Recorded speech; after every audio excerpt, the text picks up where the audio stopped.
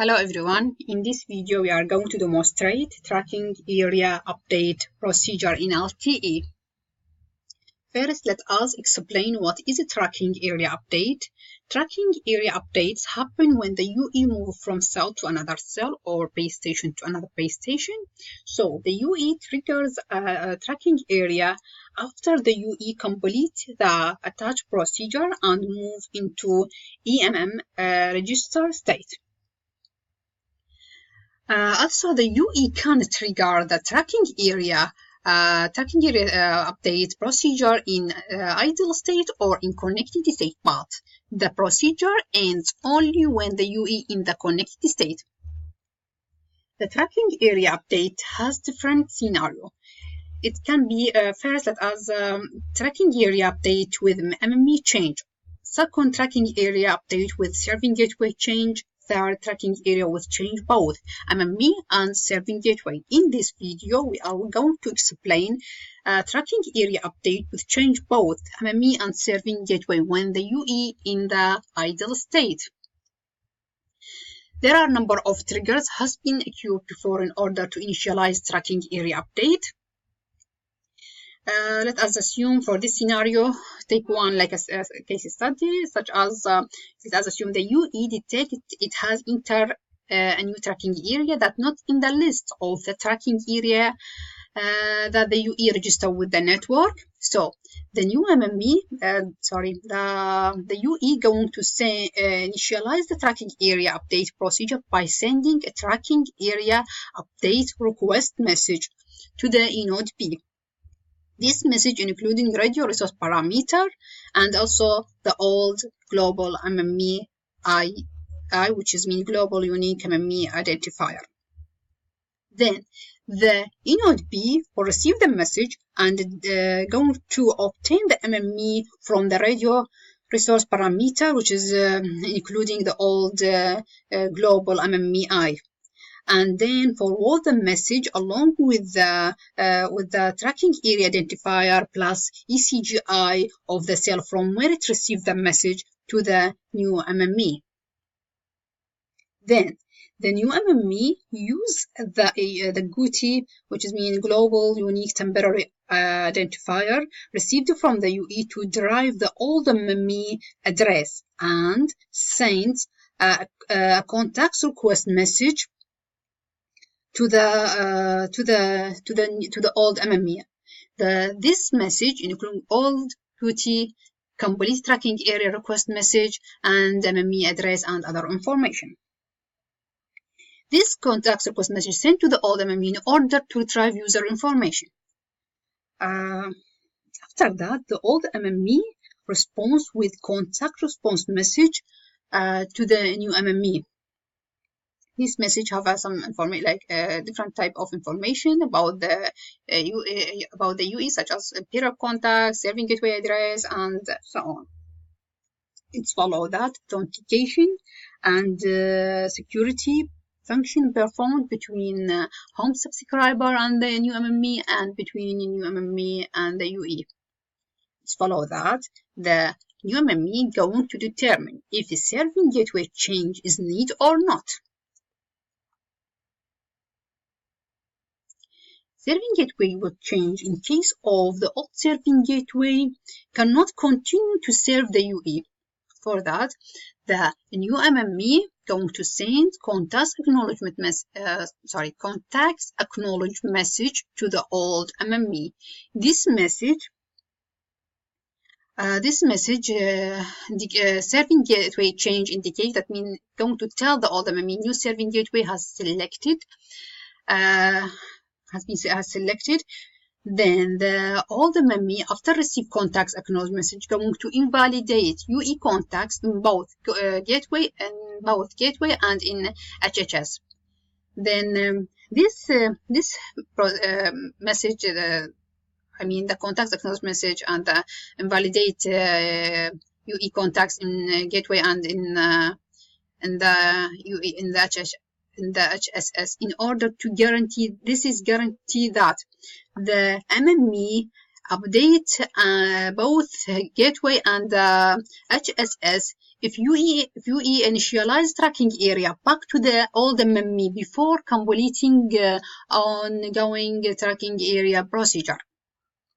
Then the new MME decide to reselect or reallocated serving gateway by sending message called create session request to the new serving gateway. This message have different parameters such as IMSI, which is main international mobile subscriber identifier, bearer context, which is included inside the BDN gateway address and MME address, and also including type, which is indicate to the serving gateway to send update barrier request to BDN gateway. Also, I have a protocol type parameter, which is specify. This parameter specify the protocol to be used over serving gateway over interface S5, S8, and then the message, the create session request going to deliver to new serving gateway. Then the new serving gateway going to send, the new serving gateway inform the BDN gateway about the change by sending a message called modified bearer request to the BDN gateway. This message include this message including radio access type inside it, as maybe some type of information about the UE. Then the BDN gateway update its barrier contacts and return back update barrier response message to the new serving gateway. Serving gateway update its barrier contacts. This allows to the serving gateway to rotate the barrier BDN gateway to the BDN gateway when it received it from node B. Then the new serving gateway going to send create session response to the new MME. After that, the new MME going to check if any subscription data for this UE has been present or not. If not, then the new MME going to send message called update location message to the home subscriber, or what's called HSS. This message includes different parameters such as MME identity, IMSI, and flag, and so on. Then after that, the HSS going to cancel all. That is going to send the message cancel location to the old MME. In order to cancel all MME, this message have parameters such as two parameters, IMSI, which is an international mobile subscriber, and cancellation type. Then the old MME going to delete mobility management contacts for that UE and send back cancel location acknowledgement message to the HHS. Then after that, the HHS going to send a message to the new MME, send update location to the new MME. Then the new MME going to send delete session request message to the old serving gateway in order to delete the buffer data in the old serving gateway. The serving gateway will delete that and then send back delete session response. It's follow that the new MME validate if the UE present in the new tracking area or not.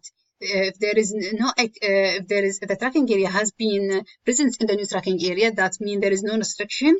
That means the tracking area update has been gone successfully. So it's allowed to tracking area go ahead. Then